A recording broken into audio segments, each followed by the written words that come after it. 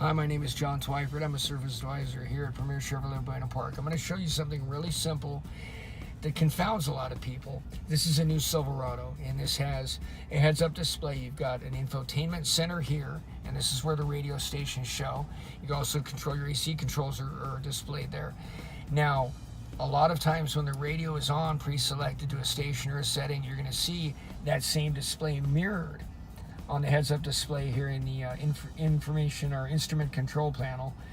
We call it an ICP. So this cluster will display right now the radio station, and what we want to do, let's say I get in the car and I already know what station I'm on. I want to know what my odometer reading is. I want to know what my tires look like. I'm getting ready to go on a long drive.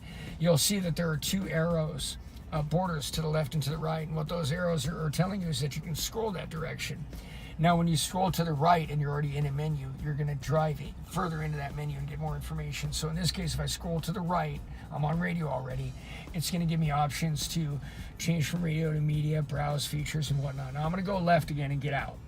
Now, with these two borders to the left and to the right, I can always go to the left. Left is always escape. So I'm going to escape out of there. That'll bring up the table. That's my main menu.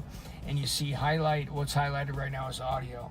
I can go down to phone, navigation, options. I'm going to go all the way back up to the top. You see what's highlighted there is info. That's vehicle information. That's what a lot of people are really looking for when they look at this cluster. They want to know what their tires, their gas, and all that is reading. So again, I'm going to scroll back up to info. I'm going to hit the check mark for OK. Now it's showing me my fuel economy the last 50 miles. I go down. There's my digital speedometer, my two trip meters, my fuel level, the oil life. Now I want to touch on this oil life real quick as well.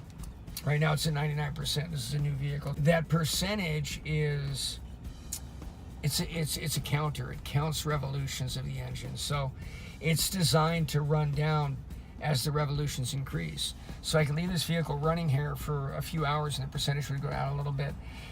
It in no way, shape, or form tells you how much oil is in the car. It's designed to indicate the life expectancy of the oil. So don't ever make the mistake of having it get down, which you should never go below 15% anyway, but don't ever make the mistake of having it go down to 10%, 5%, even 0, and add oil, because the oil is probably still full. It's just lost its viscosity.